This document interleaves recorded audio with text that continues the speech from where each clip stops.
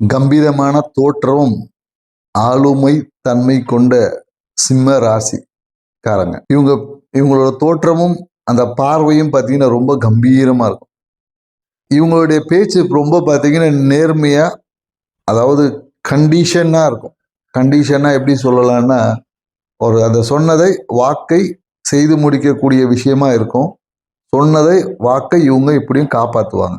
இவங்க கிட்ட இவங்களோட பேச்சில் எப்போதும் ஒரு நகைச்சுவை கலந்து பேசக்கூடியவங்களா இருப்பாங்க. அதாவது கஷ்டத்தை கூட அப்படி சிரிச்சுக்கிட்டே சொல்லுவாங்க. அந்த அளவுக்கு இவங்களுடைய பேச்சாற்றல் இருக்கும். இவங்க கையில வெள்ளி மோதிரம் இல்ல வெள்ளியில பிரேஸ்லெட் இந்த மாதிரி போடக்கூடாது. அம்மா மூலயமா இவங்களுக்கு அனைத்து பாக்கியமும் கிடைக்கும். அம்மாவுடைய சொத்து, அம்மா மூலயமா இவங்களுக்கு அனைத்து பாக்கியமும் கிடைக்கும். இவர்களுக்கு பெரும்பாலும் இவங்களுக்கு சொந்த வீட்டில் தான் இருப்பாங்க சிம்ம ராசிக்காரங்க.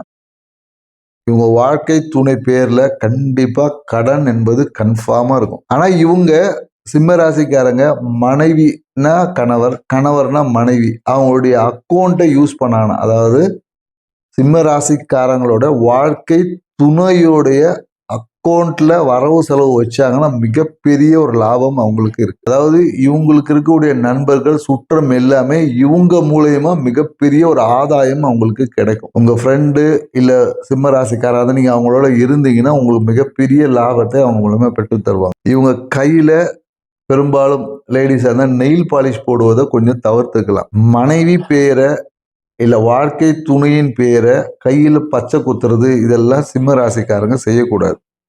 குறிப்பா இந்த டாட்டூ போடுறதெல்லாம் சிம்ம ராசிக்காரங்க செய்யவே கூடாது. இவங்க ஆன்மீகம் சார்ந்த விஷயத்தில் இவங்க இந்த கோயில் பொறுப்புகளில் ஏதாவது இருந்தாங்கன்னா கண்டிப்பா இவங்களுக்கு ஒரு அவமானமோ வம்பு வழக்கு இல்லை கோர்ட்டு கேஸு கண்டிப்பா அதன் மூலயமா வரும். அதனால ஆன்மீக காரியங்கள் கோயில் இவங்க எந்த பொறுப்பை இல்லாம வெளியிலிருந்து இவங்களுடைய ஆதரவை பண்ணாங்கன்னா இவங்களுக்கு நல்ல விஷயங்கள் இவங்களுக்கு சாதகமா இருக்கும். பெரும்பாலும் இவங்க குலதெய்வம் சார்ந்த விஷயத்துல இல்லை குலதெய்வம் மறைஞ்சிருக்கிறது இல்லை குலதெய்வமே தெரியாம இருக்கிறது பார்த்தீங்கன்னா சிம்ம ராசிக்காரங்களுக்கு பெரும்பாலும் இருக்கும். அப்படியே சிம்ம ராசிக்காரன் குலதெய்வ கோயிலுக்கு போனோம்னா கூட போயிட்டு வரும்போதே ஒரு பிரச்சனையோட தான் வருவாங்க. ஏன்னா இவங்களுக்கு குலதெய்வ கோயில் போகும்போது பிரச்சனைகள் வராம இருக்கணும்னா இல்லை நெய் தீபம் ஒன்று ஏற்றிட்டு போனா மட்டும்தான் இவங்களால அந்த குலதெய்வ வழிபாடை சிறப்பாகவும் பிரச்சனை இல்லாமல் செய்ய முடியும்.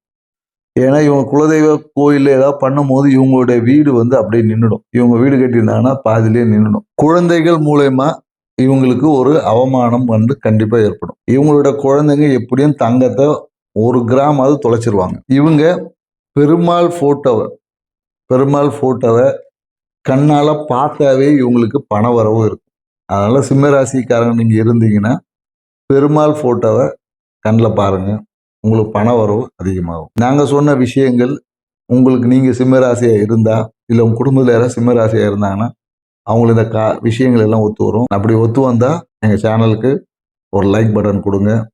உங்கள் நண்பர்கள் உங்கள் உறவினர்கள் யாராவது சிம்மராசியாக இருந்தாங்கன்னா அவங்களுக்கு இந்த தகவலை அனுப்புங்க. அவங்களையும் சப்ஸ்கிரைப் பண்ண சொல்லுங்கள்.